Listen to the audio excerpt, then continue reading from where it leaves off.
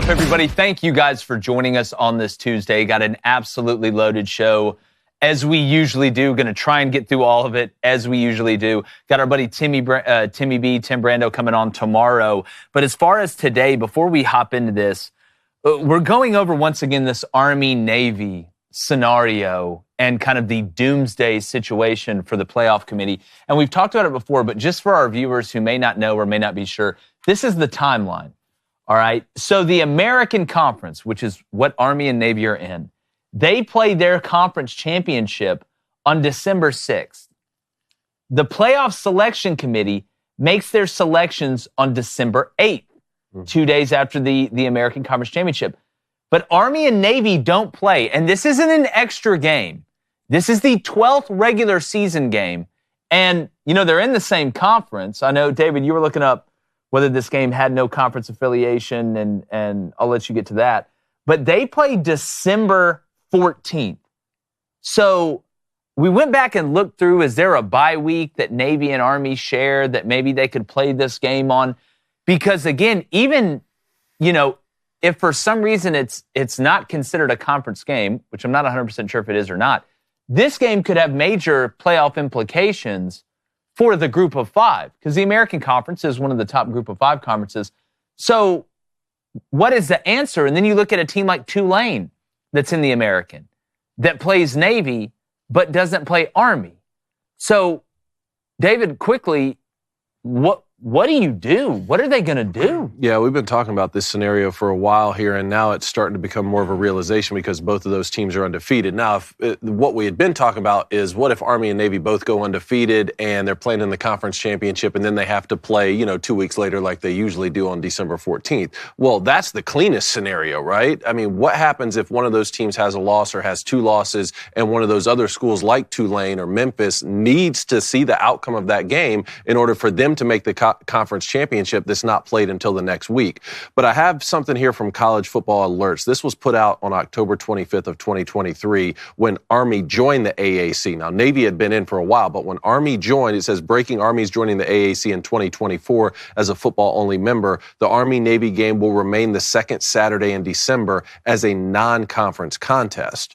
So I don't know if that's still, you're saying that's still the 12th game for each team, but apparently it's still treated as a non-conference contest. But again, so like we're going to have the conference championship game before you play all of your regular season games. To me, it's not as much about the conference championship game in the American as it is the playoff selection committee. If you want to make an argument on, it's about the conference, well, if it's not considered a conference game, I can understand. Tulane plays Navy, so the winner of that game, neither one of them play Army within the conference, so the winner of that game, if Army goes undefeated, would play Army. I think that'll work itself out.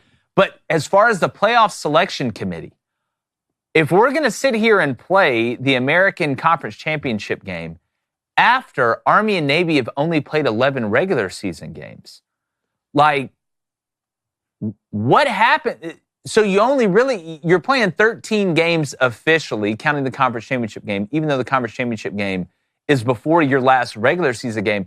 If you're the playoff committee, don't you need to see all 12 regular season games from each team before you decide who makes it in the group of five of the playoff? I mean, Blaine, what do you do? I don't know. Well, at this point, you can't move it up.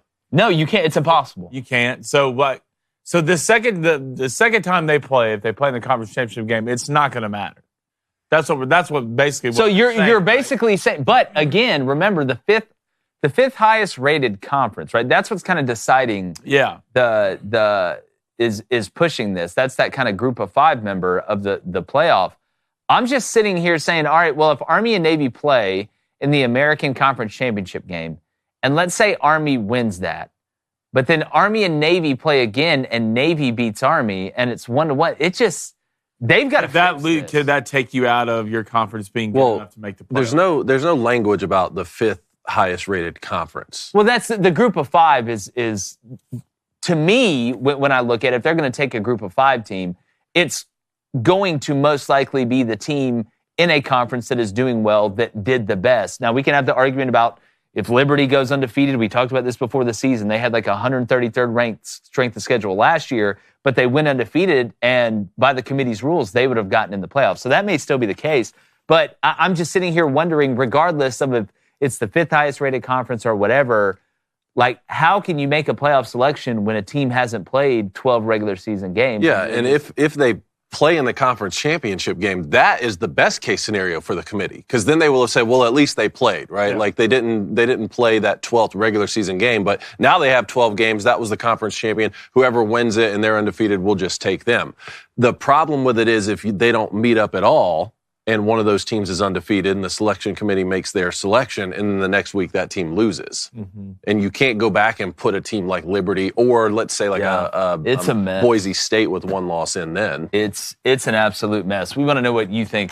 Weird reports surface about Texas quarterback Quinn Ewers possibly opting out for the rest of the season. We're going to dive into that, see if it's true. The Ravens truly did dominate the Bucs last night in Tampa Bay, and we preview Alabama versus Missouri and everything else in the college football realm this week. I'm Jake Crain, and welcome to the Tuesday edition of Crain & Company.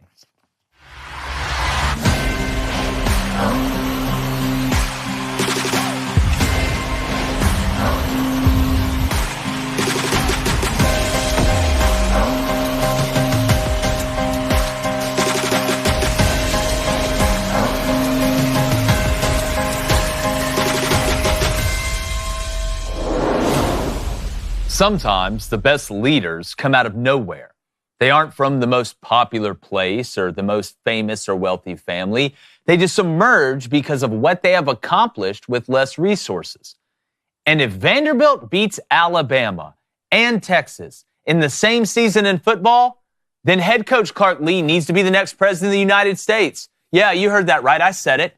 If you could pull this off at a place like Vandy, imagine what you can do with the full support and resources of the greatest superpower on planet Earth right now. Sports are incredibly important, and we obviously love them here. It's what we chose to do with our lives. But there are bigger fish to fry out there. I mean, if he could get the Commodores NIL rolling like this and people excited in that fan base about football, imagine what he could do with our economy. We'd be richer than ever before. If he can take down the college football superpowers of Alabama and Texas, then Russia and China have no chance in hell against us. If he can recruit these type of players to Vandy and secure this roster, he could secure our borders in no time. In all seriousness, though, if Vanderbilt does find a way to beat Texas this weekend, which is going to be really tough regardless of what they've done, he has to win Coach of the Year. And it's one of the best coaching jobs that I have ever witnessed. Perhaps the most impressive part is Vanderbilt didn't need the element of luck or surprise to win these games. They're legitimately personneled, and they're damn well coached. They don't embrace being the little guy. They actually dare to have confidence, and they know who they are. This team plays to win, not hoping to win, because hope's not a plan. And when you mix that with players who have enough ability, you get what we've seen so far. So kudos to the Commodores and Coach Clark Lea, or should I say, Mr. President. David Cohn, former Michigan quarterback. He was smart enough to get into Vandy, though. My brother, former Western State, Colorado wide receiver Blaine Crain. Probably like me, not smart enough to get into Vandy. I'm just saying, it's the truth. All right, I wasn't either. It's never a good thing. It's a good thing a lot of times. Must be nice. You have a day where you become a dragon. I don't want to hear it. More of a day walker myself. You are. David, when you look at, and I want you to tell everybody and update everybody on this, the 247 thing that happened with Quinn Ewers. I want to get to that. But with all the questions kind of surrounding Texas right now, including the rumors or dispelled rumors or whatever, Vanderbilt is just over there cruising. They're confident, right? Don't let them hang around in this. What % chance would David Cohn, so not Vegas? No. David Cohn, what % chance would you give Vandy to pull off the upset this week? Well, is Quinn Ewers sitting out or not? Like, that's one of the biggest questions. 23%. I give him 23%. 23%? Yeah. Will you let our audience kind of know what this Quinn Ewers situation is? So, you guys saw this yesterday too, right? There was a post about from 247 Sports that Quinn Ewers was going to opt out for the rest of the season. Then they immediately, how did the timeline work? They immediately deleted it? Immediately deleted it. Okay, but they made a graphic. Yeah, but they said they got hacked, right? Not till today. They said they got hacked today. Yeah. So it came out that apparently 247 put a message out that they got hacked that said, with the graphic that Quinn Ewers was going to sit for the rest of the season and prepare for the NFL draft. Yes. The thing about it with me, and Quinn came out later and tweeted fake news. Fake news. The thing about it with me is it's different if you just tweet something, right? Boom, boom, boom. Oh, man, I shouldn't have said that. Or I got hacked. There's but you made a full graphic, right? Like you typed in the letters, you made the signs, you brought everything down. That takes time to do. So it's just, it's weird to me. But if there's ever a guy who knows how to push some propaganda, all right, it's Clark Lee. What about Clark Lee? Look, I can't prove it, but I just know it's true. What about Clark Lee makes you think he's just this mastermind propagandist? Exactly. It's one. The fact that he you looks wouldn't like expect Professor him? Xavier from X-Men. We all can admit that too. And he just, some people just looks like they're up to something. All right, and Clark just looks like he's up to something. Him and Dave Aranda always look like Those they're up to two, I don't know something. what similarities they have. Maybe it's completely the bald head, or maybe. But I guarantee they have a chair that they sit in that looks somewhat evil. Right, they can spin around. It's real Dr. Evil vibes. Well, the coolest part about what Vanderbilt's doing to me is not that, like you said, not like they lucked up and just beat Alabama or they beat a team and then lose all the rest of their games. They're like legitimately well personneled and they're beating you on the football field, which And I they think know who they are. Goes to show a lot of their teams out there. Like, look what happens when you get a gamer at quarterback. And I think this goes back to a little bit of what we were saying last week of, maybe these teams that have players that aren't making all the big bucks, that may not be at the biggest brands. They're not at the Coca-Colas. They're not at the Sprites. They're at Czech Cola, all right? The cereals, they're not Captain Crunch. They're Professor Crunchy, like the knockoff. Maybe this is them coming together and playing as a team. When you look at, even though it's fake news or whatever, the questions surrounding Texas now and all the turmoil that comes with being one of the top dogs, Vanderbilt's still playing with house money, but doing it their way. They play to their strengths. They know who they are. As far as the tweet that got deleted, maybe I'm just aloof when it comes to this. And I know that 247s is a sports place. But if you got hacked, right? If you were a hacker, okay, and I don't work for Anonymous or anything, I don't know anything about it. If you're a hacker and you're gonna break into one of these big companies, are you really gonna hack them and tweet out something about Quinn Ewers? I think it would be so much worse than that. Like if you were really trying to get somebody, you think that you hacked in there to do that? I think you hack in there and be like, hey, Jeffrey Epstein was innocent or something like that. But then wouldn't everybody crazy. just know, 247 got hacked? With this one, it's like, that's a legitimate story. It just makes you think, what type of person would want to do that? Like, that's it. God, that is oddly specific. Somebody who's playing against them on Saturday on a football field. Okay, so you're pushing So you're going the Clark Lee angle. But look, in all fairness, it wasn't a good look for Texas that the first time you faced adversity, Steve Sarkisian pulled Quinn Ewers out of the football game. So let's talk about that for a second. Here's where if I'm a Texas fan, and you brought this up, but here's where if I'm a Texas fan, I'm a little weirded out by this whole thing. Because all Sark said, they asked him, what would it take for you to take out Quinn Ewers to put Arch Manning? And he basically said World War III. It would have to be an injury. There's no way. You've had a guy that's played a lot of big games in Quinn Ewers, who's got a lot of experience. And you take him out at the first sign of trouble against Georgia, because this in Oklahoma, where you knew they couldn't score. Georgia was moving the ball. They were turning it over, but they were moving the ball, and you knew they could score. The fact that you took him out, an experienced guy, so quickly in that big game, makes, after all the stuff that Sark said, makes me think deep down he really don't trust this guy. Like there's something, there's a there. There's a worry there. And if you watch Quinn Ewers, and I don't think Quinn Ewers is a soft person, but there's levels to this. You look at all the big games Quinn Ewers has played in against teams that could score against Texas and teams that were good on defense, right? I'm not talking about the other ones. When he starts out good, it goes pretty damn good. Mm-hmm. When he starts out bad, it falls apart. So is there a part of you, and Blaine, I want to ask you this, is there a part of you that thinks Sark doesn't really trust Quinn Ewers from a mental standpoint to have that dog in him if it's not going good? Something we said about Caleb Williams, something we said about Spencer Rattler before he left Oklahoma and went to South Carolina. Because that's not normal to sit a guy a series with that much experience in a big game like that. It's just, then why play him? Why start him? If you don't trust him, if you don't think he has it, why not just move to the future? Because maybe Arch isn't ready. Arch isn't ready. You're going to move to the future this year? What basically you're saying is Quinn's not ready. I feel like he's stuck. If you don't trust your starting quarterback, a senior, in the biggest moments, then he's not ready and he'll never be ready. So why wouldn't you just move on to the guy that you have a lot of time to fix? Because that's not what Texas thought coming into this year. This isn't a let's build for the future year. This isn't a let's take our lumps. This was, we're coming into the SEC to whip y'all's ass because we got a great team, we've got an experienced quarterback, and we're coming into prison and punching the biggest guy on the first day.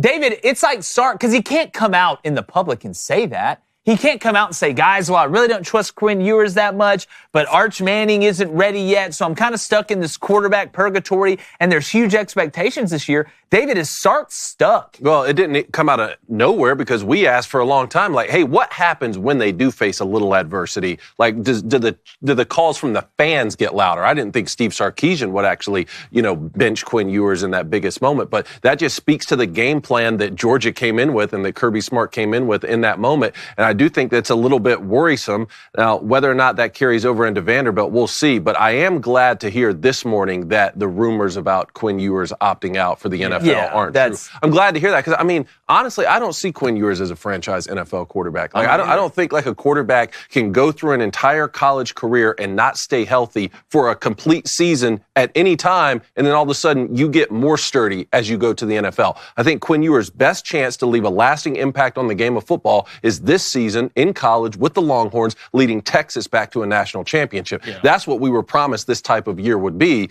If you're going to deliver that, you got to bounce back quickly from what happened last week. Are we sure even the one drive Quinn got taken out during that football game, that it wasn't an injury thing? I don't think it was an injury. He banged up his ankle on that one tackle late in the second quarter on that. Well, they asked Sark at halftime before he ran into the tunnel, like, hey, yeah, we're just trying to get something going here. And that wasn't it. It was an injury. He got roughed up on that Capfire blitz, that corner blitz. But here's the comparison. Here's the difference in trust to me, right? And you can make the injury excuse all you want if you want to. That's fine to make yourself feel better. Drink as much copium as you need.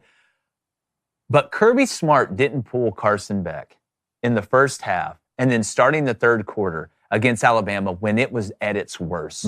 When it was at its darkest. When we had people in the chat, we were live streaming the game, Georgia fans, saying, you got to pull him just to try and mix something up. Kirby stayed with them. He stayed with them.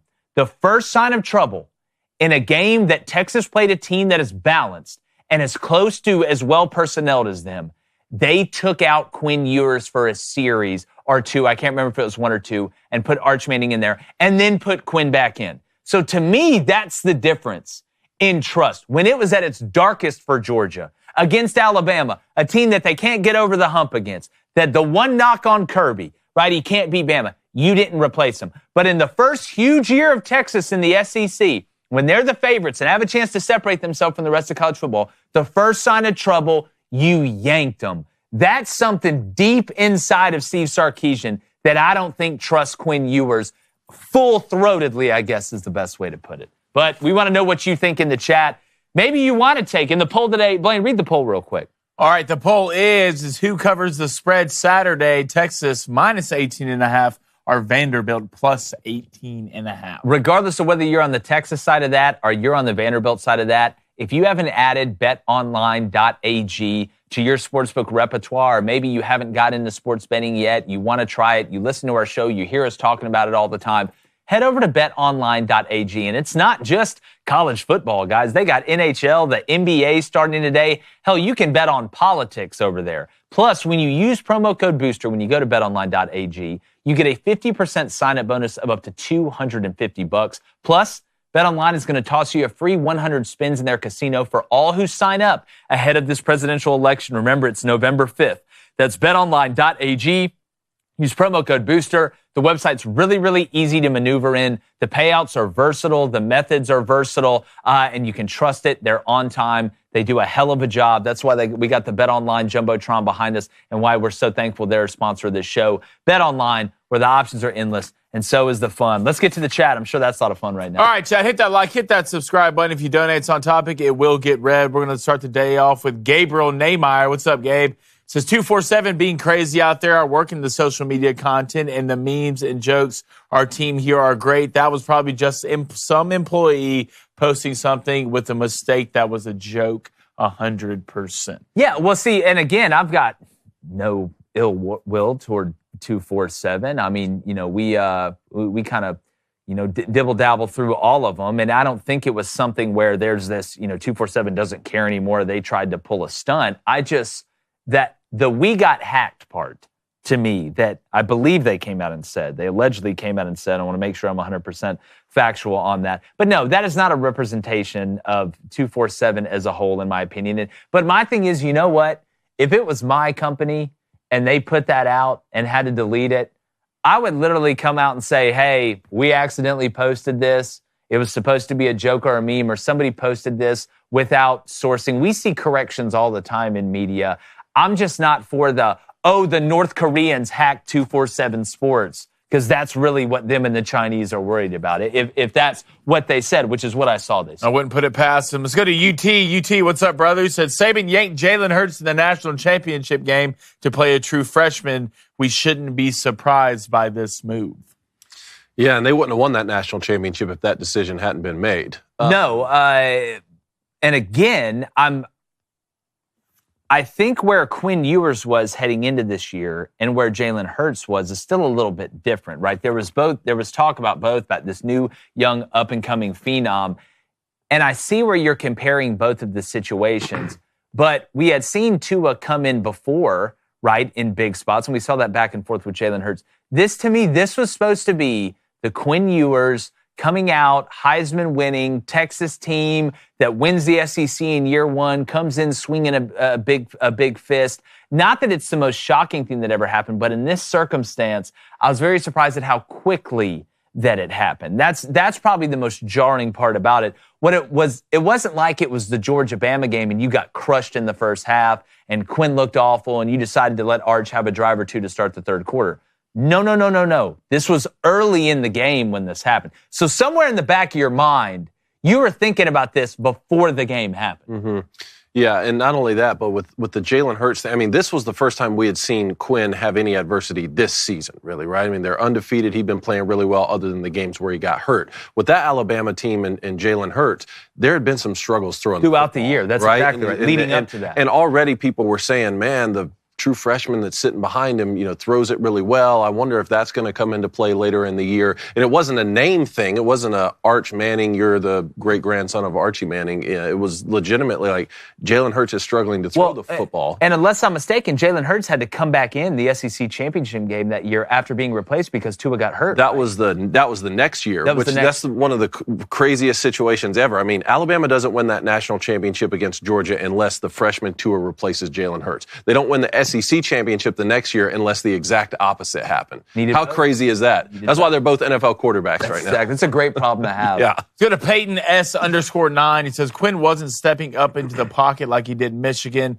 I think injury clearly rocked him, clearly wasn't himself, and that's why Sark took him out of the game.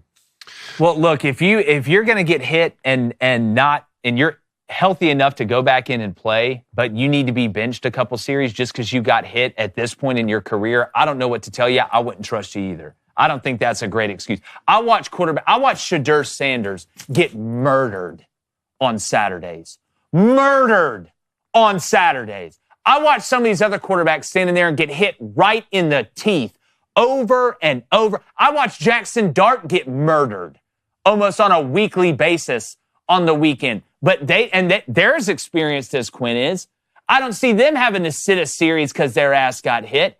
That's a problem. You want to talk about what a problem is? When you just get hit to the point where you need to go sit on the sideline and not go in and play quarterback. That's a problem to me. And if I'm an NFL GM or a scout, that's a big section of my Quinn Ewers eval, because you go to that league and say what you want about Tua, he actually gets legitimately injured, like broken legs, and knocked into another realm with Doctor Strange and everybody else. So you can make that excuse. If you're injured, don't play.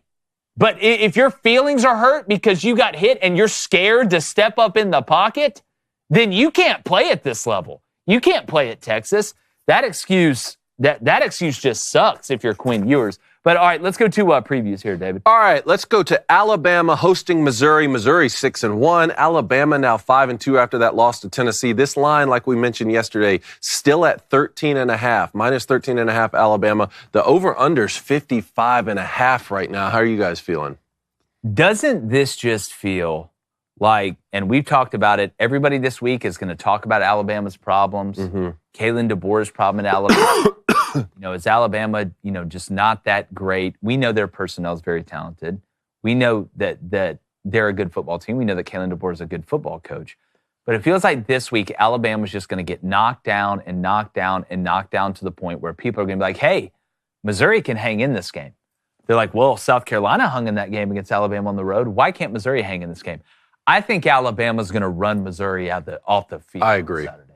Because make no mistake, Missouri's got some guys on offense, and even though they've struggled, I know Brady Cook came back into the Auburn game and led them to a win, but, beating Auburn, if you got if you got a pulse, you can beat Auburn when it comes down to it right now because they don't know how to win. But the difference in Missouri and really the front seven and South Carolina, and the difference in Missouri and the front seven and Tennessee, right, is way different. Now, if you're going to look at a game and say maybe Missouri can stick in it, it's the Vanderbilt game. But Missouri, while Drink does a really good job with the run game, it's a lot of outside zone and zone runs. What Vanderbilt was doing on offense was it was basically triple option, veer. You had all these different elements that kind of negated some of the athleticism of Alabama's defensively because of the eye discipline. That's not Missouri. All right, they may run some zone read stuff, but Brady Cook's been injured. I don't think they're going to run him a lot. And they're an outside zone team with a good back. We know Luther Burden's good. But that front seven on defense and this Missouri defense is not what South Carolina is not what Tennessee is. And I think Alabama's going to be pissed off all week. Jalen Milroe may go bonkers this week. He may go. If you can do if you're in a state where you can do like prize picks for college, I would have Jalen Milroe in my lineup for sure. I think Alabama runs them, not because Alabama's just this super elite team that didn't play good a couple weeks. I don't think Missouri is very good, and the points at where they're strong is not where you need to be strong to beat Alabama overall, at least to me. I'm on board with the Alabama thrashing. Are we crazy, Blaine? I mean, I just don't know how you could look at this Alabama team and think they're just going to kill somebody. Because of who they're playing. I mean, a one-loss Missouri team? Yeah, you think Missouri's better than South Carolina? I think Missouri could play with South Carolina. That's not my question. You like them to win outright? Take them outright. I think they could cover 14.5. No, take them to win. After an Alabama team that I've watched be favored by 3 touchdowns, multiple scores, come down to the last second games, yeah. I think Missouri with Noel. I mean, you go back to the Auburn game, Brady Cook gets hurt, your starting running back gets hurt, and you still find a way to come back and win that game. And I know Auburn's Auburn, but I do think with the athletes and the talent that you have, with Luther Burden Jr., with Theo Wise, a receiver, with the secondary that's somewhat questionable, if you can get the run game going, Missouri, you for sure can hold in this game. With Alabama committing 10-plus penalties every football game, if you do that, hell, I don't care what team you play, you're going to keep them in it anyways. So I wouldn't be surprised if Missouri covers this spread. All right, so hold on now. What happened at Texas A&M? What happened there with them? Yeah, got beat up pretty bad. Yeah, on both sides. Exposed. So here's again, to me, losing by 14 points in a conference game is getting your ass beat. So I don't think sitting here saying covering 14.5, that's a great job. That's still a thrashing to me. You get beat, you're a ranked team, and you go get beat by 14 in your conference on the road. And it's not like Missouri and Alabama are separated by 8 miles in the rankings. They're really not. So I think we got to make sure to say that. But you said, but hold on. About covering hold on. You're talking about Missouri's offense, which again, Bama's defense is suspect. Nobody's saying it isn't. But Missouri struggled on offense. I think Missouri can move the ball some against Alabama. I think Missouri can score some points against Alabama. The problem is, I don't think Missouri's defense can stop Alabama at all.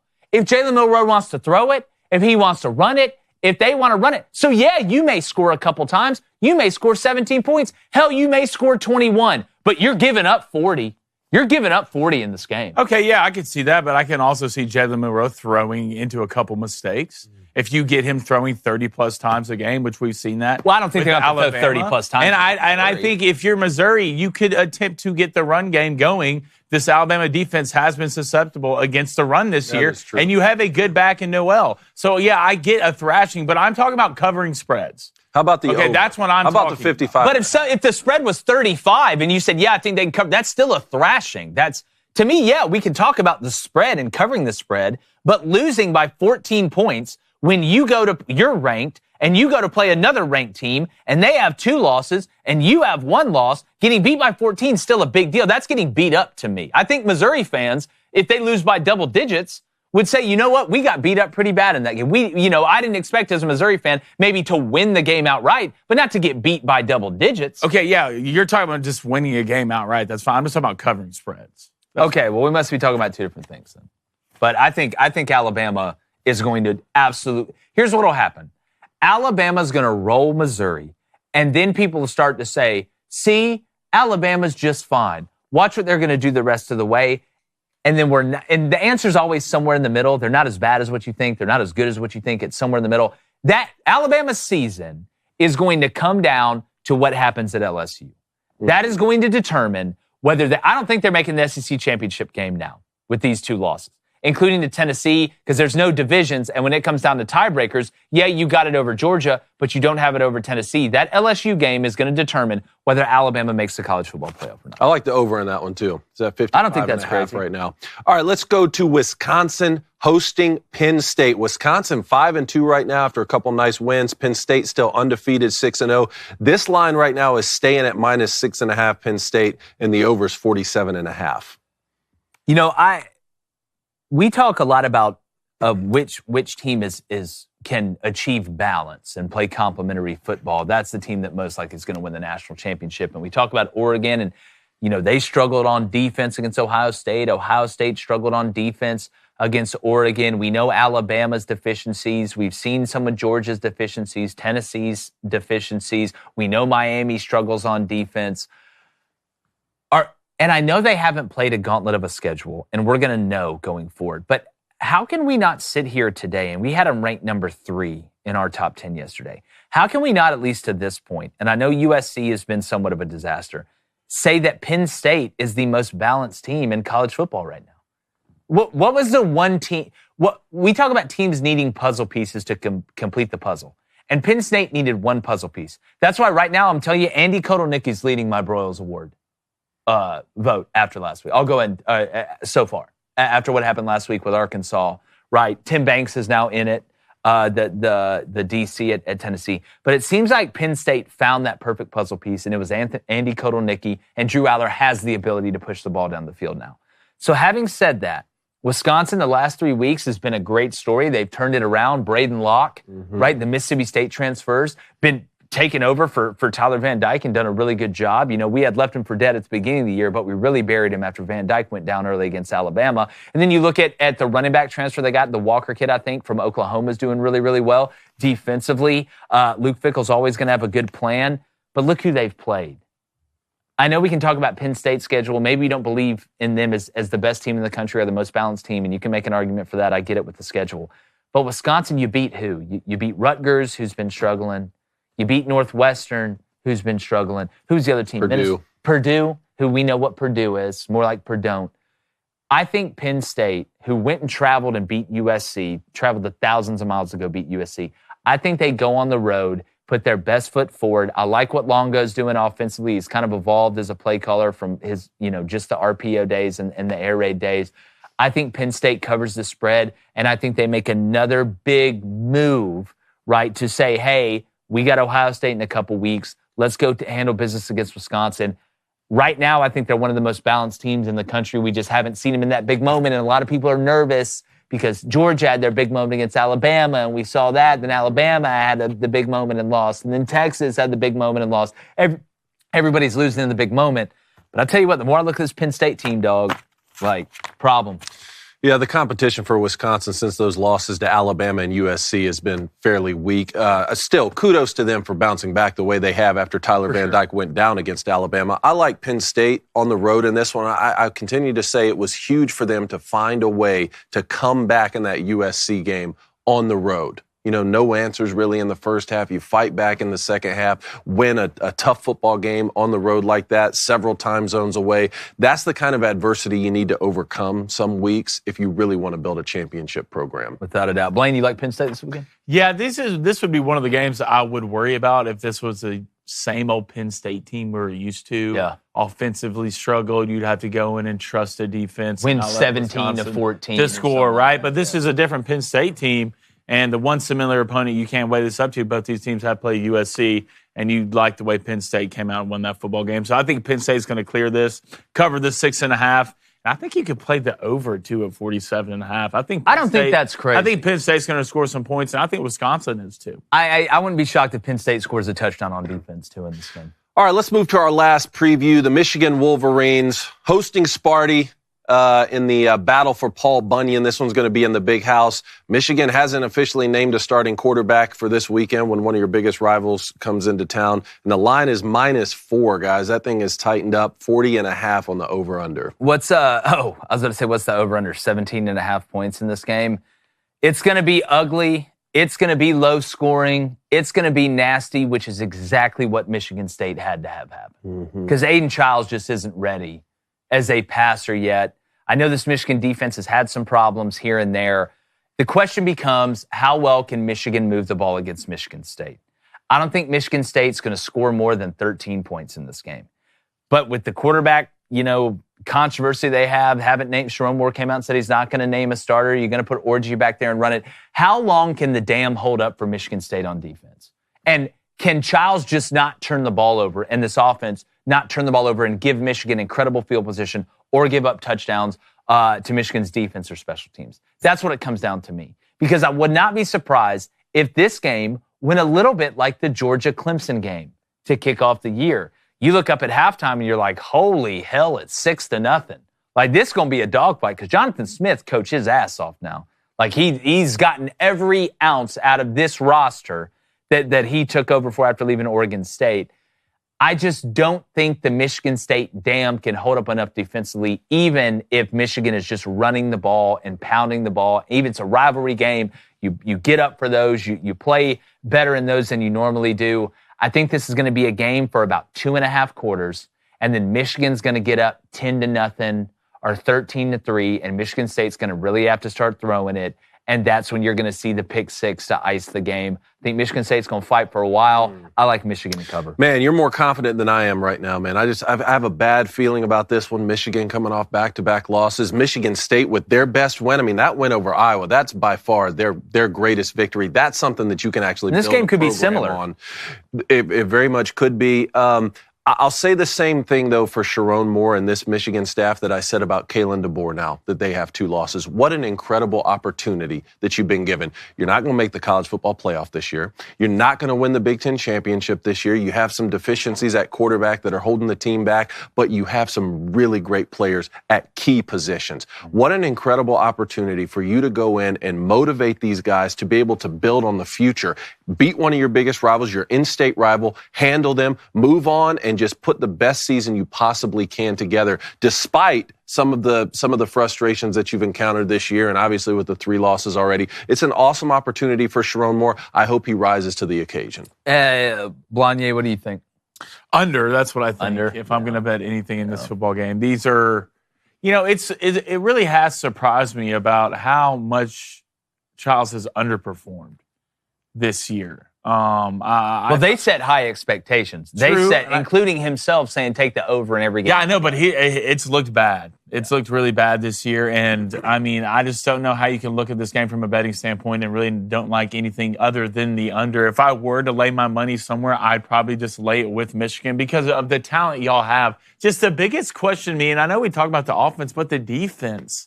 It's like with the names y'all have over there, the talent y'all have over there, it's been an underwhelming year for me. on that side of the ball. And do you think it's been the change at DC? Do you think Wink is doing too much over there? Do you think he's not doing enough? I kind of would like to see your thoughts. The last two defensive coordinators are, one of them's leading the Seattle Seahawks to a potential playoff season. And the other one's the defensive coach of the year with the Chargers. It's funny. The last two DCs y'all had in college are both in the NFL, and y'all's new DC, the one that's working out the worst, is from the NFL. I know, and that's why I got so excited when it's like, okay, our last two defensive coordinators we're just reversing. NFL. Let's just bring the New York Giants. Heck yeah, but it just hadn't worked like that. I know he asked you, but to me, I think it's a combination of two things. I do think it's kind of a different scheme and a different philosophy defensively from a pressure standpoint.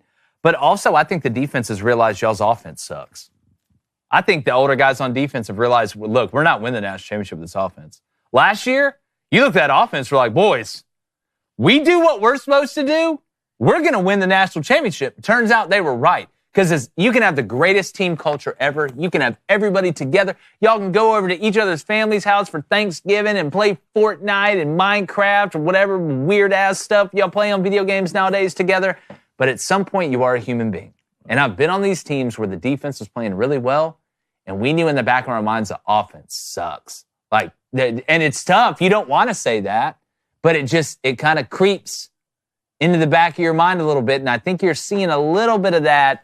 Maybe you'll take a chance you wouldn't have taken in the past to kind of bump your numbers at corner. Maybe you'll go ducking in that B gap a little bit earlier because you're guessing than you would in years prior. I disagree for this reason. I mean, first of all, on the Wink point, those guys were running Wink's defense, right? They were running his defensive scheme. But you brought up the pressure rate, how different. Maybe he's changing it up and he's different now. I can't speak to that point so much. But on the defensive struggles that Michigan's having right now, they were rearing their head from the very beginning of the season.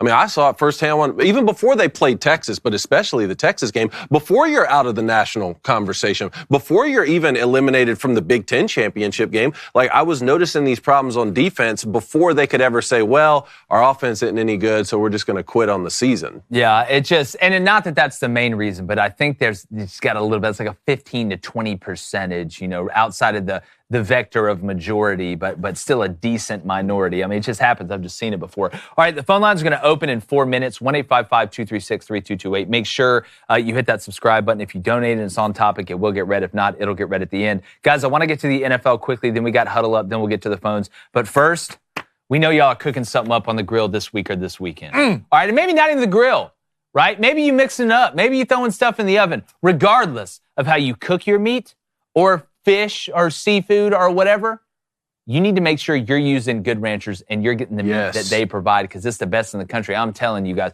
We use it. We've used it going on 2.5 years, and it always hits. It is always a winner. And as we approach this upcoming election, let us remind you, your voice isn't just heard at the ballots box for every 4 years. You can cast a vote every single day with your dollar when you use Good Ranchers. It's like rediscovering what real meat is. It's not outsourced. It's made right here by people you trust.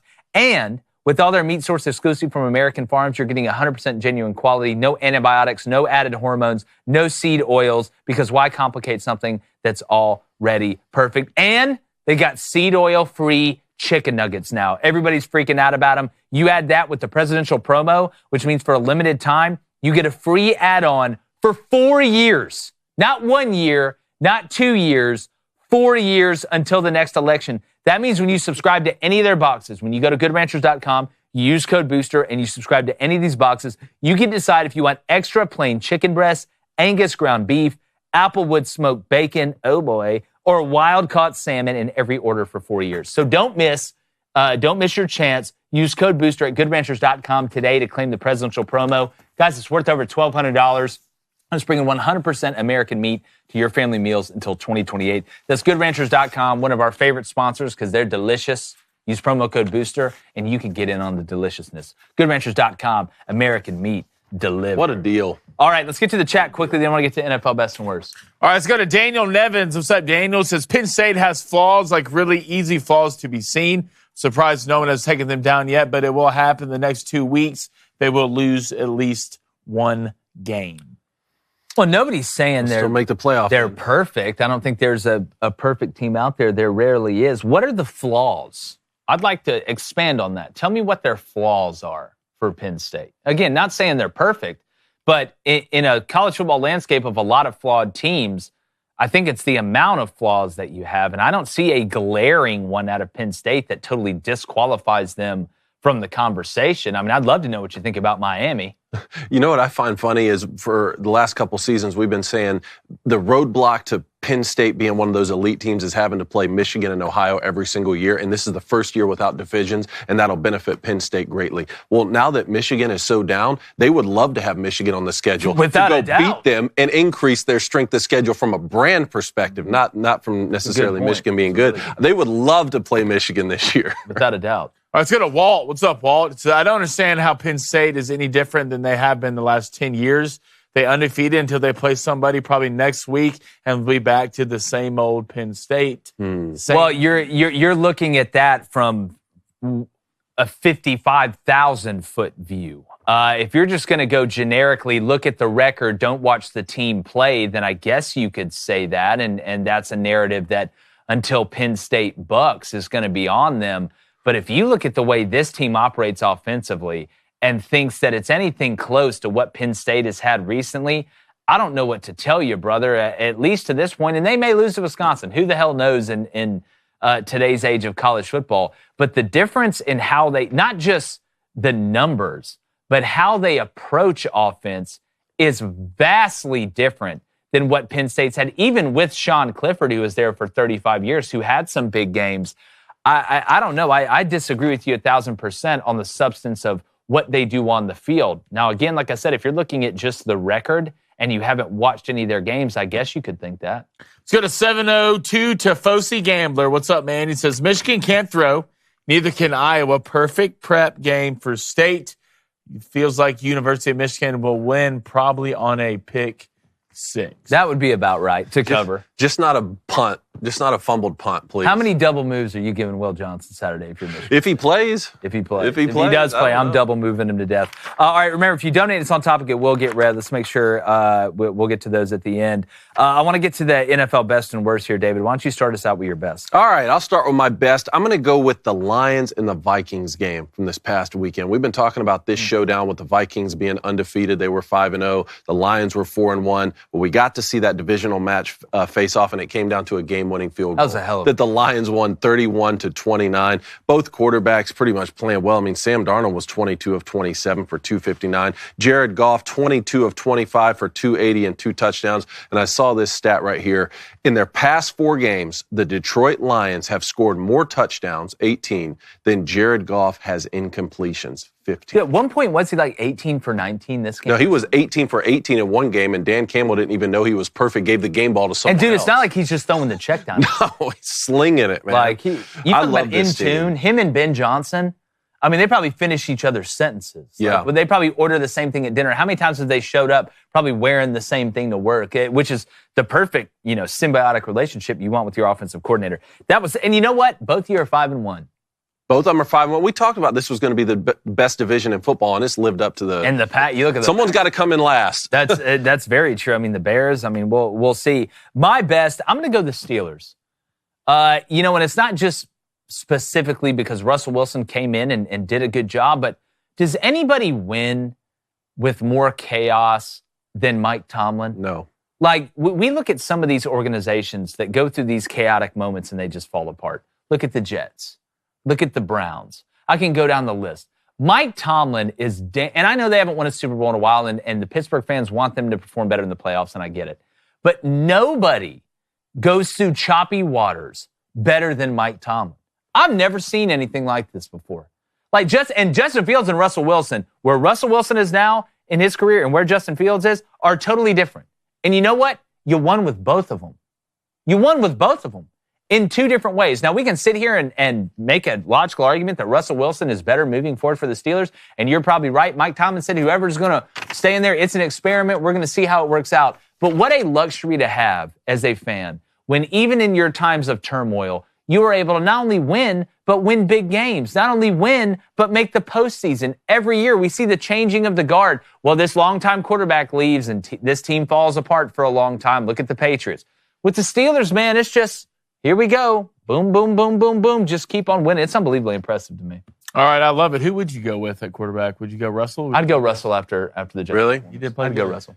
Yeah, it didn't look good early. No, it did not. No, it looked bad early. But my best, I think, is pretty obvious. It's probably the MVP right now in the NFL. That's Lamar Jackson. Yeah. We saw him yesterday, 5 touchdowns in that performance against the Bucs. Right now, 15 touchdowns and 2 interceptions. And right now, just watching this Ravens offense as a collective, man, they can give it to you any way they want to. Derrick Henry looks like he's 10 years younger. I don't know how you age, get that big, and still get faster at the same time. And Lamar just looks comfortable right now with anything that's asked of him. So you see Mark Andrews coming along, likely with the pieces that they have building there with Zay Flowers. So I wouldn't be surprised if this is the year that the Ravens finally come through late in the playoff and win something actually important. Well, Mark Andrews coming through the way he's coming through now, with him and Isaiah Likely, who's a hell of a player. Shout out Coastal Carolina at tight end. And we talk about the Ravens, the pressure that Derrick Henry has taken off Lamar, I think, a lot. And again, they have a rotation at running back. I mean, Derrick's not out there a ton. I think one of the reasons we're seeing him be able to have these big moments and his burst still looks there, they're not overusing him because they don't have to. Sure. They're not having to overuse Derrick Henry, but then they're not having to overuse Lamar Jackson running back. It's like the perfect, we talked about Penn State and getting the perfect puzzle piece. This seems like the perfect puzzle piece for the Ravens because they went down there and beat a hot Bucs team and beat their ass after going down 10-0. Yeah, came back and did. So it's all systems go right now. Todd Monken's nasty. He's nasty. Todd is nasty with it. But when you have those weapons too, it's like when he was at Georgia. If I got Brock Bowers and Ladd McConkey and Stetson Bennett and these guys and Darnell Washington, speaking of the Steelers, who was huge. Oh, my God. He barely fits in my big screen. I think Georgia has had the biggest tight ends ever.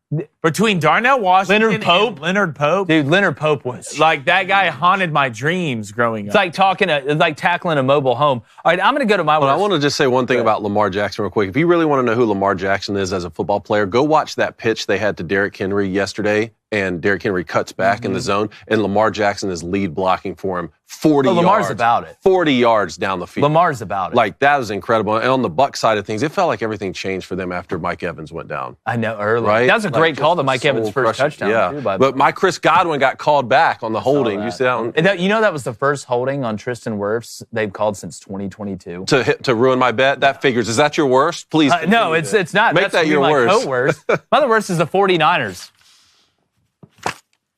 What, 3-4? Ugh. I know there's been injuries. I know Christian McCaffrey's out. Jordan Mason's pretty damn good, y'all. Jordan Mason's a pretty good player. I know Deebo Samuels is sick or is pulled his imagination or whatever. I don't know. No, George Kittle's been beat up. But this is why you have this roster full of Avengers to be able to make up for it. And the 49ers right now, they seem more mortal. And it's almost like, and I don't want to say anything negative about Brock Purdy because I still think he needs to be the guy going forward, and he's done some big things for them. It just seems like the 49ers don't believe in themselves the way they used to. Because say what you want about the 49ers, like when it was crunch time outside of playing the Chiefs, they'd find a way to get it done. I don't know, man. This 49ers team just looks mortal to me. Keep this in mind. Ricky Pearsall, who got shot in the chest, is going to make his season debut before Christian McCaffrey and some of these other guys. What did you have the other day in fantasy? You had a stomach bug? There should be repercussions. There should be repercussions, okay? I get lied to my face since 8 o'clock that morning. Deebo's going to play, guys. He feels a little bad. He's going to play. It's fine. Cool. Let's go. Get out there. Third play. They put a camera on the sideline. He's just walking around. Shaking his head. Off. Tom Brady's like, oh, well, I guess he's not playing because he doesn't feel good. He was playing against himself. Well, look, fantasy. Deebo, first of all, I hope everything's okay. I hope you feel better. But I need to know. Yeah. I need to know this. He owes it to you. You do owe it to me. He owes. Now I got to hear it in the chat. Oh, for man. hours. Yeah. My worst, the Cleveland Browns. I mean, 1-6 on the year, 5 straight losses, but it's more than just what's going on the football field. There was a cloud over Cleveland ever since they brought Deshaun Watson in. And for a lot of people, based off what he did, that cloud wasn't going to go away. For other people, if they played really well and won a Super Bowl, they would have welcomed Deshaun Watson. Yeah. But now he's injured. Fans are cheering. It's just standard operating procedure for Cleveland. And I hate to say that. It's just a franchise that can't get right. It's that movie. It reminds me of that movie with like Jonah Hill in it and Leo DiCaprio, like Don't Look Up. Did you see that? I never saw the that meteor that's coming to hit. Is it funny? They have all these plans, No. but they have smaller plans, and then each one of those plans fail. But they got this big backup plan that definitely can't fail. But then it fails, and then all you have left to do is just let the meteor hit the Earth. That's just what it feels like in Cleveland. At this point, you just got to sit back. Hey, pop open a beer. Right? You ain't got to drink your antibiotics before it now. I'll never pop open a beer and just watch that puppy come on. I'll never feel bad for a team that got rid of Baker Mayfield. I'm sorry. You love Baker. Well, he's us. Like he's basically just. I tell you what I love. I do my worst. Yeah. Okay. Good. I was going to say your worst. I was going to segue you. I don't think too good were, for it. I appreciate it. Man grows a mustache. Too good for the segue. Baker popped his in on the sideline too. Did Baker pop his in on the sidelines in. because he's a real Second one. half. My worst. Mike Evans going down, but Chris Godwin at the end of that game dislocated his ankle, and he looks at the camera and says, "Damn, is my career done?" I was one of the guys being from a receiver, watching Chris come out of Penn State in 2017. Man, he was one of those guys. Not only did he catch every ball, run every route hard, but when it came to blocking and doing the little things right when you need to be a great and successful receiver, Chris did that, man. So hopefully Chris can work back, get healthy, because I want to see you back out there, dog. It's been a real pleasure watching you play the game of football. They should give him that touchdown back. I think they should, too. I think so, too. I think they should, too. But, David, speaking about giving back, every week you give back to the football community by breaking down a play. Guess what? Alabama's in man-free. Let's go ahead and run Huddle Up this week.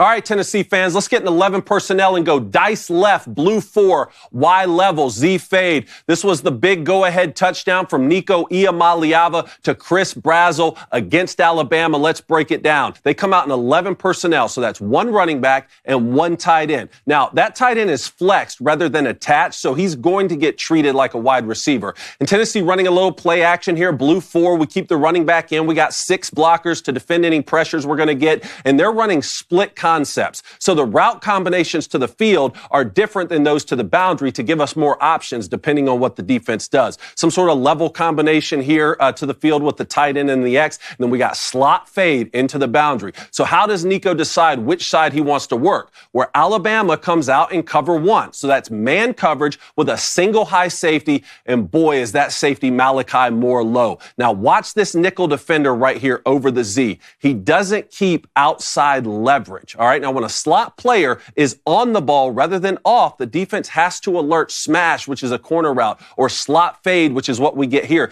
Anything that puts that slot player into the corner of the end zone on his route. And since there's no outside leverage there by the nickel defender, and since that safety's playing so low and he can't help, Nico is going to take this slot fade 100% of the time, and he throws a perfect ball here. And this is a great catch as well, despite the hands to the face. What a big-time play from a young quarterback in a pressure situation to beat Alabama in Neyland Stadium. This game lived up to the hype. This is 11 personnel, dice left, blue 4, Y level, Z fade. Great stuff, David. A couple things, and you pointed them out there. One, if you're Malachi and you're the free there, you're the safety in the sky, you are playing really low. I know you're going to back up on the snap, and it's different because you're down by the red zone, but you're almost guessing that there's going to be either a dig or an inside throw that you're going to jump. To your second point, the nickel that is over, because it's an 11 personnel set, which means there's one tight end, one running back. The running back's in by the quarterback. The tight end is flexed out, right, which what we call a dice set with number 2 on the ball into the boundary. If you're that nickel that's on the wide receiver, and it should be the nickel, right, that's on the wide receiver, if you feel like that's your best cover guy in this situation, you cannot get beat outside there from off the ball that far. You just can't, because it does two things. One, it takes the safety in the sky out of the play. He'll never get there. Even if he's got his heels on the goal line in that play, you're never going to get there.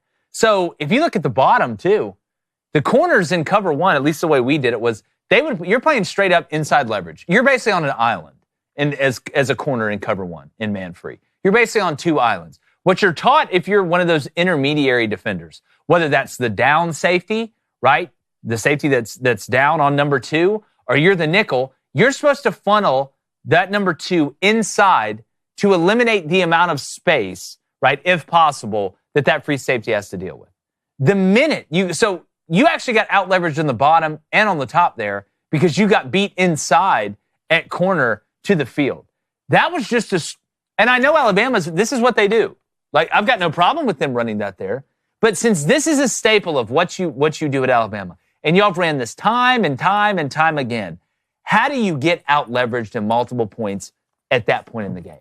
That's what would worry me if I'm an Alabama fan. We're running vanilla ice cream, buddy. This is peanut butter and jelly. This is day one stuff, what we're best at. And we get beat with leverage, right? Which you're screwed. You're cooked. Like, you're cooked because at that depth, you're not matching even in man saying, hey, if he goes inside and they go outside, we'll switch. I'll take the guy that goes outside. No, there's too much space for that. They sit and stack. They're not right next to each other.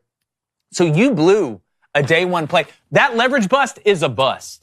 That is a bust on that play. But, David, that was a great break. You catching that touchdown? It was a great throw by Nico. So, yeah, I'm going up and getting it. I'm not going to need to go to the ground and get it looked at or anything like that. Look, I'm telling you, from a receiver standpoint, a fade from the inside, it's the funnest route you can run. Get to the pylon. Because you guys have so many options. You can go over the top. You can just play head games. The back shoulder. Not look until the last second. That would be like 80% of winning at receiver is eyes. Yeah. It's literally what it is. All right, well, speaking about winning, we're so pumped that Prize Picks is now a sponsor of that show. Sir. Thanks to you guys. I know a ton of you have already signed up. My first Prize Picks lineup I ever put out on social media was a baseball one. You crushed in the ALCS and crushed all 5 of them. Right? So we're riding. All right, we're riding on Prize Picks. Okay? If you don't know what Prize Picks is, basically, all right, it's real money on real sports action. They get over 10 million members, billions of dollars in award winnings. It's daily fantasy sports, and it's accessible to all. You just pick more or less on at least 2 players for a shot to win up to 100 times your cash. And again, it's whether you're in California, Florida, Georgia, and Texas, you can do it. It's fantasy lineups, right? So you pick, at least more than 2. Like, I like to do 5. Those are the ones I put out there. And they put their members first, all right? Withdrawals are fast, safe, and secure. And one of the coolest parts is they got a flex play, which means you can still cash out if your lineup isn't perfect. Let's say your guy goes down in the first half and doesn't come back. They don't penalize you for that. Good for them. Right? Now, in other situations, you get penalized for that. They don't. All right? So Prize Picks, I swear they're rooting for you to win. Like, I genuinely, honestly mean that. And when you download the Prize Picks app today and you use code BOOSTER, you get $50 instantly when you play just $5. That's free money, people. Download the Prize Picks app, put in code BOOSTER in the promo code section, and get that $50 instantly when you play $5. You don't even need to win to receive the $50 bonus. It is guaranteed. They got tons of weekly promotions. It's just a great deal, man. It really is. Check it out. Make sure you're following us on social and following them on social so you can see what we're playing. Super Jack, they're sponsoring the show, and we're happy to have them. But speaking about happy to have them, David, let's get to the phone lines. Let's do it. Let's start off in Texas. We got a Pongo alert with Ty. Ty, how's it going out there? Hey, guys. What's up? Ty, what's up, Ty? It's been a while. I haven't called in since y'all switched over to the afternoon, but I got 2 things I was wanting to talk to y'all real quick. First of all, thank y'all for not putting A&M in your top 10. My Aggies shouldn't even be in your top 25. Let's not talk about them. Let's not gas them up. We ain't won anything yet. You're right. I love that mindset. You're welcome. Hey, on to Cincinnati. Yeah. With something with Blaine in the preseason, always kept talking about Texas this, Texas that. When I would call in, I'd try to warn you, like, hey, we shouldn't be super thrilled about Texas coming into the SEC. We warned y'all. Y'all saw the shenanigans they pulled against Georgia. Like, that's nothing new to us. Like, we're used to that. Like, that's the liberal, just terrible fans that they have. So we warned y'all. Well, I did have Texas A&M going 10-2 before the year, and I still think it's very, very doable. I think it's possible, but at the same time, let's just, I think we, I feel what you're saying. Games. Oh yeah, you don't want to be responsible. Some games we shouldn't win, but I guarantee you we'll lose some games we shouldn't lose. Like, we'll probably get beat by Auburn. So. Look, y'all are going to beat LSU by 30 this weekend. All right, y'all are just going to kill them. You're not going to be close. Y'all basically already won the SEC championship and in the playoffs. Go ahead, Ty. So Coon, I heard something Michael Knowles said yesterday, and if you need some material for Get Off My Lawn this week, I don't know if you heard his take on the Yankees, but it was the worst take I've ever heard. What did he say again? Okay, so he essentially said that all sports teams should mimic the Yankees because they are a professional. They present themselves so well that you never see any scandals come out of the Yankees. He talked about steroids. You've never heard steroids or anything. And I'm like, have you heard of Roger Clemens or A-Rod? Like, yeah, look. You heard what they did to my friend over here? Yeah, see, sooner or later, it really be your own people. It really does. It really be your own people. Nobody wants to ride with Crain over here. That's fine. I'll Jon Snow this thing. I'll do it. Everybody's against me. Yeah, after what y'all saw what they did to me. Yeah, and the steroid. Don't forget about A-Rod. And there's some questions about Andy Pettit. Well, I mean, they can be questions, but nothing's been proven. Yeah, Ty, great call, buddy. Thanks, Good luck Ty. this weekend. Appreciate it, man. All right, let's stay in Texas and go to Kyle. Kyle, what's going on, man? Hey, what's going on, guys? What's up, Kyle? Hey, so just real quick, wanted to ask you guys about Nebraska's offensive coordinator. Hopefully not for long. But anyway, Marcus Satterfield, he used to be at South Carolina. He was asked at I think it was either today's press conference or yesterday's, asked what he'd like to see as far as yards per play go. And he said, almost verbatim, between 4 and 6. Between 4 and 6 yards per carry. And yards per carry or yards per play? Yards per play, my bad. And that would put them between 132nd and 40. And yeah, I don't like what he's been doing. I know he's had to revamp the offense to fit Rail as talents and all that, but I'm just wondering, number one, do you think Satterfield should be fired from Nebraska? And if so, who do you think should be hired to replace him? Well, I think it depends on how Nebraska finishes the season. I still think it's a little too early to talk about, hey, well, the season fell off a cliff and now, Matt Rule's got to make a move. I think we need to give him a little bit more time. As far as the yards per play comment, to be honest with you, if I was an offense, I would love to get 5 yards per play because you would never stop me.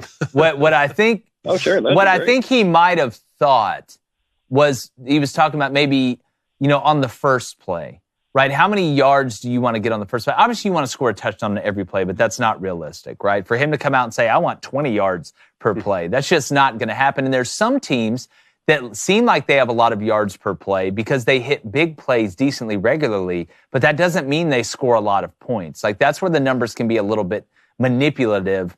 But as far as how many yards I would want per play on offense, I mean, I don't think that was the worst answer because I think he gave you an honest answer. When you're a coach and you sit down and look at the numbers, from a fan standpoint, you want him to say, I want, 15 yards per play, but you're just not going to do that. Yeah. So 80. Sure, fair enough. I get what you're saying. I don't think he thought about it as in depth as, because again, those numbers can be a little bit, because there's some guys eat up a lot of yards but get in the red zone and fall apart. Like, that's why stats can lie to you sometime depending on the stat. But I think it needs to go a little bit longer before we talk about firing coordinators in Nebraska.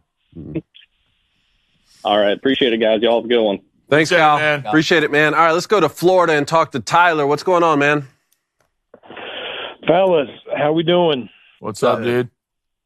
So I'm kind of glad that I didn't get on yesterday because I was prepared to call it and tell Jake how wrong he was with his Miami ranking. But then I got to thinking, like, if he's so wrong, then why am I terrified about this game this weekend?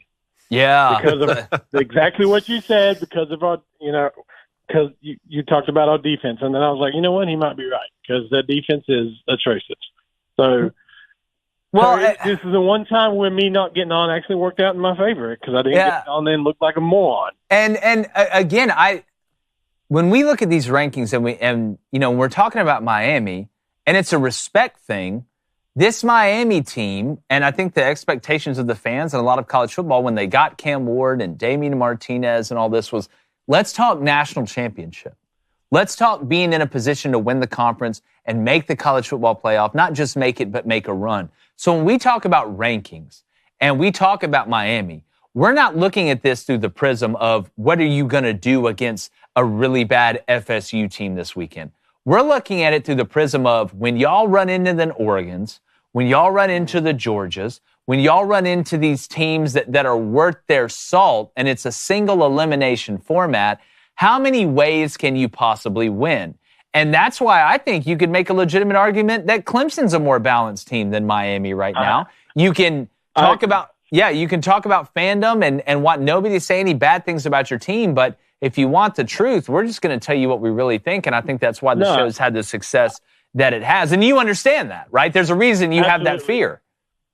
Absolutely, yeah, I agree. I talked to I live literally 30 minutes away from FSU's campus as a Miami fan, so I get it. I get to hear it, you know. And I'm talking to the FSU fans this week, and they're like, "Oh, y'all going to murder us? Y'all going to say on paper we should absolutely demolish y'all." But have you seen our defense? Yeah, this defense terrifies me, and like what you were talking about, and it's not even just the back end, which I knew was going to be our weak point this year. All of a sudden, our front can't get pressure. All of a sudden, when we happen to do get pressure, we're going in and doing like what I like to call mummy tackling. We're running in with our hands up, not breaking down, and breaking down and tackling, and we're letting the guys get by. There goes from a 3-yard loss to a 10-yard gain now, first down. All of a sudden, like it's just like I don't know if they're over compensating for the back end and trying to do too much or what, but it's just like all of a sudden our strong point on defense is now just as weak. And well, I mean, it terrifies me. You put a lot of blitzes on tape. Teams are going to see kind of what's in your repertoire and what's in your arsenal, and they're going to know what you go. The tendencies are so high right now for a lot of teams because we're at that point in the season, but we'll see. Yeah, if there's ever a game for your defense to figure it out, it would be against that Florida State. Yeah, this would be a nice confidence builder. Yeah, there is that part. There is that part. So appreciate it, Tyler. Thanks, fellas. See you, buddy. All right, let's go to Fort Worth. Noble, what's going on in Fort Worth? Hey, what's going on, boys? What's up, man? Hey, I think I figured out this whole Texas quarterback situation. You know, the Quinn Ewers who starts. Tell us. I think you just Sark pulls a rabbit out of his hat and starts Trey Owens, and then they'll never see it coming. Start the third string guy, or just go wild. Controversy eliminated. Go get Malik Murphy back. Yeah, from Duke mid-season, and you start him the next week. Which, by the way, Duke. I mean, damn. Yeah, Duke. I'm happy for them. We took Elko from them, so I'm glad they're still fighting on. But no, yeah, I was going to say, like, there's a stark contrast between what Sark did and what Elko did, who, showed the ultimate faith in his quarterback by, the fans are, beating the drum for Marcel, who's nice, but then you got to see, I think the ceiling that Connor offers is just much higher. Yeah, well, we saw that against Missouri, but then you look against Mississippi State, and he kind of, regressed a little bit from where he was at Missouri. Now, again, Georgia went and played. Mississippi State's not getting everybody excited to play them. In this game, the last big game Connor Wegman had at home, he absolutely balled out. So I'm interested to see which Connor Wegman we get this weekend. Hey, Noble, what's your prediction for the LSU game? That one's tough. I think the under hits. I think both defenses are bowling out. I think the intriguing matchups in the trenches, not just between the A&M defensive line and the LSU O-line, but then their D-line, which is very underrated, against our also underrated O-line. But I think, it comes down to the quarterback, I think, and the connection with the receivers. I'm curious to see our receivers against the secondary because I think there's plays to be had there. And then, obviously, I think LSU's wide receivers are better, but then our secondary, this might be the best secondary to face so far, along with the best pass rush. Yeah. So I got 27-24. I think. God, that sounds about right, man. I like God, that sounds about right. I don't know if you saw, we got blackout uniforms, so people are going to fight so hard in College Field this weekend. Look, it's not gonna, the uniforms aren't going to be the only thing that's blacked out. I took the under with y'all last weekend. That thing didn't hit. That was one of my locks, actually. Yeah. So it turned into a scoring fest. But how about that, man? You fired Jimbo Fisher, and you're number one in the SEC. Turns out you were the problem. All right, thanks for calling, man. Call in next week. This is a big one. All right, let's go to Joshua in Knoxville. Josh, what's going on? Hey, guys. I just wanted to talk through a couple of ideas on solutions to officiating and potentially targeting as well. But I'd love to hear them. what do y'all Save think? us. Well, what do y'all think about? Well, first, I think refs should be full-time employees and should have to answer questions at press conferences after games. Agreed. Two, I think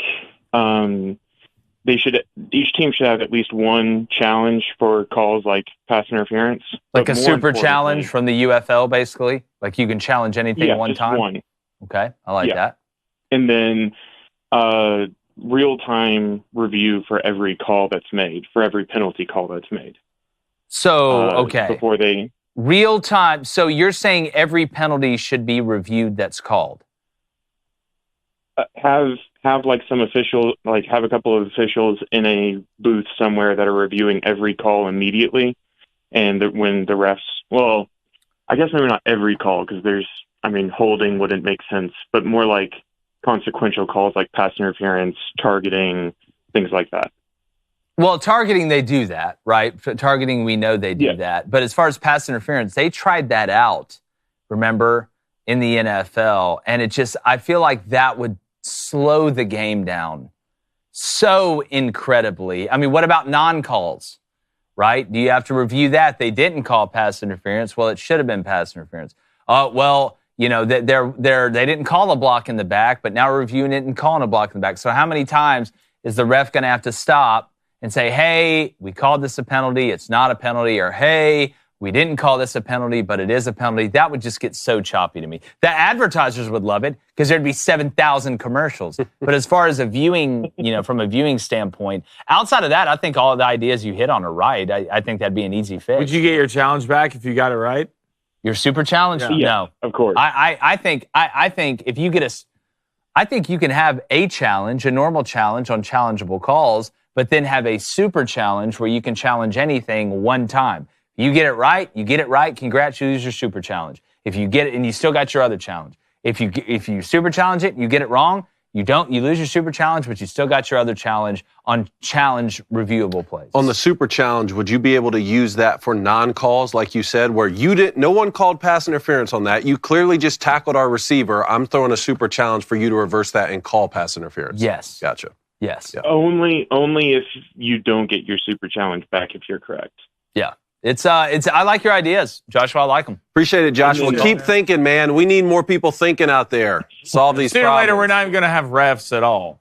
Just robots? It'll be cameras, everybody watching a certain thing, and if there's a flag, I'm sure they'll zip line it over and drop the flag or something. The umpire 3000. It's like we've got the technology to not have refs anymore. We still got to use the zip line for get the flag out. That'd be the most. You already that'd be the have most cameras on zip 2024 lines thing all over ever the of all place. time. All right, let's go to Jacob in Texas. Jacob, what's up? Texas well represented today, boys. Yeah, they are. They're showing up today. How's it going, guys? What up? Not a whole lot. Want to talk to a little bit about Big 12 football with y'all because y'all haven't talked about it a whole lot. I understand the Big 12 is not as hot in the rankings as the Big 10 or the SEC. Yeah. But looking at the standings right now, BYU's undefeated, Iowa State's undefeated, and K-State's sitting one loss in conference to BYU. Iowa State and K-State play at the end of the season. Mm-hmm. If Iowa State, BYU BYU wins out, goes undefeated. K-State goes undefeated the rest of the season and beats Iowa State at the end of the year. They go 11-1. K-State upsets BYU in the Big 12 championship game. Does the Big 12 get 2, if not 3 teams in, sitting at all of them 12-1 and 11-1? I don't think they get 3. I do want to make this note, Jacob. If you notice, we kind of start talking about the Big 12 and the ACC the further the week goes along, right? Because most of the headlines of the top teams are in the SEC and the Big 10 right now, so we want to get to those earlier in the week, and we kind of, keep going. That's kind of a pattern that we have that works. So I don't want you to think we don't want to talk about the Big 12. But if it comes down to that, see, this is where the Notre Dame factor to me is huge. Like, not that I think the ACC or the Big 12 is going to get 3 teams in. It's a battle for 2, right, to me. And that combination could be, we know the conference championship winner is going to be one of them. Now, the question becomes, will that second team be the team that lost in the conference championship game or didn't make it to the conference championship game, right, but has 2 losses instead of 3 that the now conference championship loser has? The way that I see it is, if BYU finishes the regular season undefeated, that's what you're saying, right, and they lose the conference championship game, they would be 12-1. I think they would have, it would be so fascinating if it comes down to a 12-1 conference championship loser BYU and a 12-1 conference championship loser Miami to see if both of the conferences could get 2 teams into the college football playoff. I think it's possible if Notre Dame doesn't get in.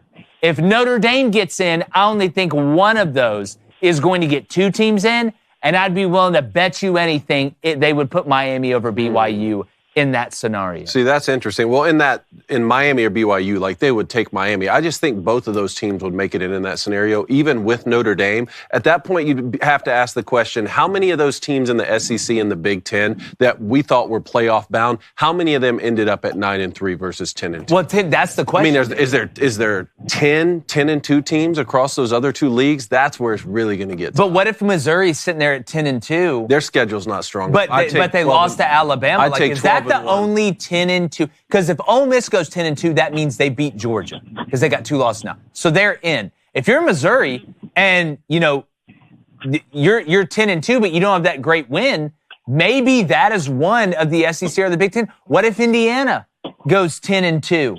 Like, they're probably going to get left out in favor for a 12-1 BYU or a 12-1 Miami. But here's the thing. I'm guessing you're a BYU fan, Jacob? Is that what you're asking me? You are? I'm a Kansas State fan. You're a Kansas State fan. If I'm a BYU fan, I'm the biggest Navy fan in the world this weekend. The biggest Navy fan in the world this weekend. Because if you take Notre Dame out, I think it's a guarantee. It's almost a damn near guarantee in that scenario that the ACC gets 2 in and the Big 12 gets 2 in. Good stuff, Jacob. Great call, Jacob. Appreciate it, man. Thanks so much for calling. All right, guys, I lost a little track of time there. So anyone else still on the line, please call in tomorrow. Quickly, in my mind, so BYU and Iowa State don't play each other during the regular season. Iowa State plays Kansas State late. Yes. BYU beat Kansas State. If Kansas State beats Iowa State, but BYU and Iowa State don't play each other, and BYU has the head-to-head over Kansas State, but Kansas State has the head-to-head over Iowa State, who plays in the Big 12 championship game? I got lost a little bit there. BYU, Kansas State, right? So BYU already beat Kansas State, so they'd have BYU to already beat head-to-head. Kansas Now, you're saying if Kansas State beats Iowa State, and there's those 3 teams with 1 conference loss, Kansas State lost to BYU, or 2 teams with 1 conference loss, BYU would automatically be in. Who gets in between Kansas? It'd be Kansas State. They'd have the tiebreaker over Iowa State because it played. And who would Iowa State's loss be to in that scenario? To Kansas State. Kansas State. Oh, that's okay. So it does work its way out. In my mind, I was thinking BYU's going undefeated, so it's a head-to-head. Yeah. Never mind. That's the scenario that's why we talk it put through. forward, I think, right? Correct. Yeah. Okay. All right. Bets tonight. We got 2 college football games, and yeah, it may be FIU versus Sam Houston State and La Tech at home, but it does against UTEP. It's college football. Somebody get excited about something. So, went back and forth on this one, fellas. I'm going to be honest with you. I don't feel great about either one of these. Okay. All right. I feel good. Okay. But I don't feel great. Give me FIU, Sam Houston State, over 46.5. Can FIU score enough points, David? That's the question. That's at -112. And then La Tech. They play better at home. UTEP. I like their coach because he gets fired up. He's a young guy. I think he came over from Austin Peay, where they did a good job. I believe that's correct. But I like Sonny Cumbie and La Tech, -6.5 tonight. I think UTEP, the Miners, with an E, as I always say. I don't think they get it done. I like that. I'm going to take La Tech as well, but I bought it down a point. So -5.5 at -133. And then I'm going to ride with Sam Houston, -4.5, -110 on the road. Didn't hit for me last week when they were playing, but I'm going to take them again this week. All right, I love it. 2-0 yesterday, fellas. Let's keep it going. I'm also taking Sam Houston -4.5, it's -114. Give me the over the UTEP La Tech game at over 48.5. That's -115. Let's keep it rolling. Ace, what do you got? He's going to ride with me. We're bet buds on the over at 46.5 FIU Sam Houston State, and he's bet buds with Blanye East. I love it. There, UTEP and La Tech over 48.5. 37.5. Let's keep making that money. I got a little NBA prize picks that I'm throwing out today, guys. On Yeah, NBA, not NBA starts today, guys. All right, You ready to watch? Are you going to tell us what you got or what? You want to hear? You want to hear? I kind of want All to right, hear. let me pull up let me go to the Prize Picks app where I used promo code Booster and did this. So this is the great part about Prize Picks. Just tell us. They Anthony Edwards over 0.5 point. They give you That like a should free hit. square. That should hit. All right. Then give me Derek White more than, and this is points, rebounds, assists, 23. Okay. All right, tonight against the Knicks. LeBron James, points, rebound, and assists, over 39.5. And then Cade Cunningham, points, rebound, and assists, over 37.5. The Pistons take on the Pacers in a battle of the Peas. All right, if y'all heard that, go ahead and take it. If you donated today, thank you so much, guys. We appreciate it. $12 donation from Cerberus. I request permission to take full credit for the not reading off-topic donos until the end. That is on you, but I will read this. The cold never bothered me anyway. You're welcome. Yeah. $5 donation from New York Hunter. What are your thoughts on Penn State quarterback Drew Aller as fit for the New York Giants? I think Drew Aller's taken a big step this year. I think Kotelnicki and this offensive system and his development at the quarterback, those are two different things, the scheme and then your ability to make the throws you need. Drew's shown that. Do I think he's an elite NFL prospect right now? I do not. I think he has a chance to be. He's got a little more wiggle than what people think, too, back there. But as far as being a guy you want to plug in day one in the NFL, at least right now from what I've seen, I think he is a painting in progress that's starting to look really good and looking like you can sell it for a lot of money at the end of the day, but the picture's not complete yet, so I wouldn't go that far. So a $5 donation from Anthony. Appreciate it, Anthony. As an AU fan, I'm really glad Bama didn't hire Cignetti. Watching the fall of Bama brings me joy. Misery loves company, boys. Kurt Cignetti, man. Well, you see Rourke, he's got a thumb injury, something? Yeah, had surgery. Is going to be out this weekend. Sounds like he might be back by the Michigan State game. Who does Indiana play this weekend? Do we know, or are they off? No, they play... Not Cincinnati, is it? No. It's not right. Who? All right, so they got Washington at home this weekend. That's right. They got Michigan State the next weekend on 11-2. Can they survive Washington without their starting quarterback? I like the under. I don't know. I mean, it is at home, but hold on one second. Let me get you the exact details here. So he had thumb surgery, and he was pulled out the second half when they were beaten in the Nebraska on his throwing hand, I'm guessing. Because if it's off right thumb, that sucks. That's tough. $10 donation from the Dog Pound. What's up, man? He says Georgia break Cage and Georgia get this. They did. They beat Texas the way a lot of us. Well, I thought Texas was taking that next step against Georgia by beating them Georgia's way. No, not this time. No. $2 donation from Joshua. Appreciate it, Joshua. More flags this year for Alabama. Is it due to the refs, or do they just lack a discipline? Well, this is a problem they had under Saban the last couple of years, too. I think it's just, a lack. And not every play is a lack of discipline. Sometimes there's effort plays that, you're trying to go tackle a guy and he leans his head down, you grab his face mask on accident. It's the procedure penalties. It's the not lining up correctly, not enough guys on the ball. It's continually holding when you know that you're beat kind of in an island. So it's a little bit of both, but the flags are warranted, and there's been a lot of undisciplined stuff going on the field, but that's not new. $2 donation from Pete. Appreciate it, Pete. Why can't the selection committee push the date back when it comes to the Army-Navy game? Because it's a TV show. Yeah, it's a great question. That's too logical of an answer. $10 donation from Colson. Appreciate it, Colson. Vols and Titans have the same problem. Great defense, horrible offense. Can only put together one half. Vols put the second half together and win. Titans can only put the first half together. I believe the Will Levis story is slowly crumbling. Tried to tell you about Will Levis. Everybody thought I was crazy. Not going to work. Man takes too many chances. $2 donation from Q. Y'all are not ready for that Lions-Bills Super Bowl. I'm ready for it. And $5 donation. Somebody's got to win. That is true. $5 donation from Brock. Appreciate it, Brock. What's up, fellas? Spending my golden level up day watching the best short sports show in history. Let's go. Hey, happy birthday, buddy. It, guys. Happy birthday. If you donated today, guys, we really appreciate it. Let's get to this poll. Who will cover the spread Saturday? Texas, minus 18.5, or Vandy, plus 18.5? They went Vandy, 64%. I'll say Texas, 51%. Vandy, 71%. There they go. Texas. They know what's up. Expectations. 29. All right, we appreciate everybody in the chat. I know there's a lot of people in there today. We appreciate it. Make sure you check out betonline.ag, head over to goodranchers.com, and download Prize Picks. You use promo code Booster on all those, you get a nice little reward, and it's good to reward yourself. All right, and then you're rewarding us too, so everybody's getting rewarded. It's a great situation. Enjoy the college football and the NBA tonight as we get ready for the World Series coming up this weekend. And like the chances of me not believing in Sonny Cumbie and La Tech tonight, we're going. I almost knocked the drink over. Bricks. But I didn't. Gone. I made a calculated decision. Bricks. Look, I didn't hold. Sometimes you let the quarterback get hit. Unless it's Quinn Ewers, and they take him out of the game.